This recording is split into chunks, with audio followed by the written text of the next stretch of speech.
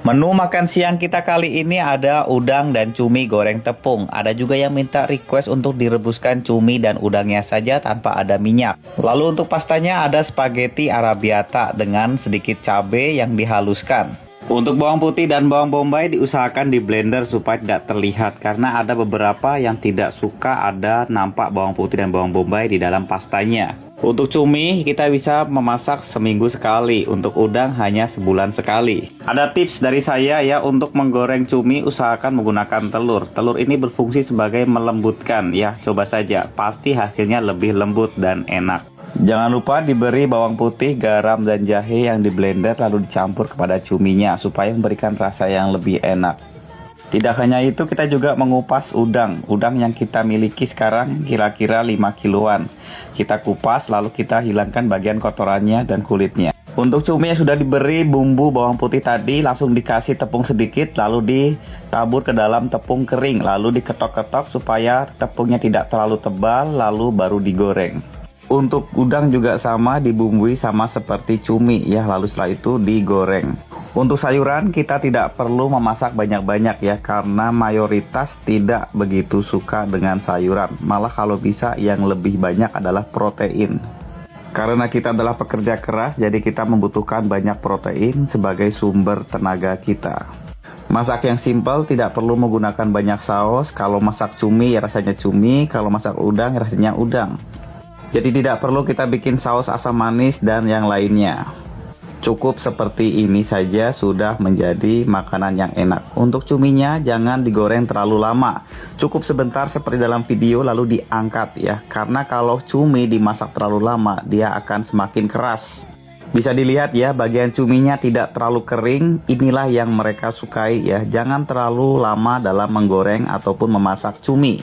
Untuk kentangnya cukup direbus natural seperti ini, dan juga ada sayuran buncisnya seperti dalam video. Untuk cumi dan udang kita plating, ditaruh dalam piring ya, supaya semua kebagian dapat udang dan cumi. Jadi kalau nanti mereka tidak habis, mereka bisa memakannya untuk di malam hari sesuai keinginan mereka. Yang paling lama itu adalah udang ya, membersihkan bagian punggungnya udang ini. Ini membutuhkan waktu yang sangat lama, kira-kira 1 jam. Ya mau gimana lagi, semua harus kita kerjakan secara hati-hati ya, supaya tidak ada komplain. Jadi begitu ya cara menggoreng udang ya, jangan terlalu matang, jangan terlalu kering ya. Cumi juga sama, jangan terlalu kering karena bisa keras dan tidak enak dimakan. Jadi berlaku untuk semua ya, hidangan laut itu tidak perlu dimasak lama-lama. Cukup sampai dia matang saja sudah cukup, jangan sampai kering. Lalu jangan lupa ya, selalu gunakan telur untuk menggoreng ya cumi ataupun udang, supaya apa, teksturnya lebih lembut, karena telur itu berfungsi sebagai melembutkan. Diberi tepung sedikit lalu dimasukkan ke dalam tepung kering ya, lalu nanti tinggal digoreng saja sudah jadi enak sekali. Jadi seperti itu ya hidangan kita di siang hari, ada fried shrimp dan fried calamari dengan pasta arrabbiata. Lalu lanjut kita ke menu dinner kita ya, ada chicken cacciatore. Kita menggunakan chicken breast ya. Lalu untuk bahan-bahannya kita siapkan chicken breast yang sudah di fillet tanpa tulang. Lalu chicken breast dimarinasi menggunakan vegetal spice. Lalu kita juga bikin chicken milanese untuk yang krumes. Rebus potato, jangan lupa dikasih garam supaya memberikan rasa. Kita akan bikin nanti mashed potato. Lalu untuk ayamnya kita grill ya sampai golden brown, dituangkan dengan red wine. Ini adalah masakan untuk yang non muslim. Jadi yang muslim nanti kita akan masak yang chicken milanese.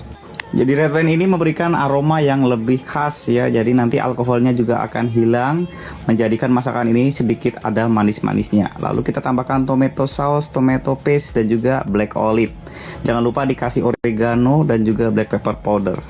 Jadi kalau ada yang bilang kenapa masakan krumes dan juga officer itu dibedakan, ya ini alasannya ya. Kita tidak bisa membuat satu menu yang sama karena lidah kita juga rasanya beda ya.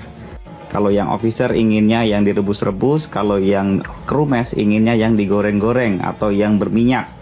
Untuk supnya kita menggunakan beef soup yang clear tanpa ada tambahan apapun. Jadi natural, asli dari daging itu. Lalu baik chicken cacciatore sudah matang, sausnya akan menyusut seperti yang ada dalam video.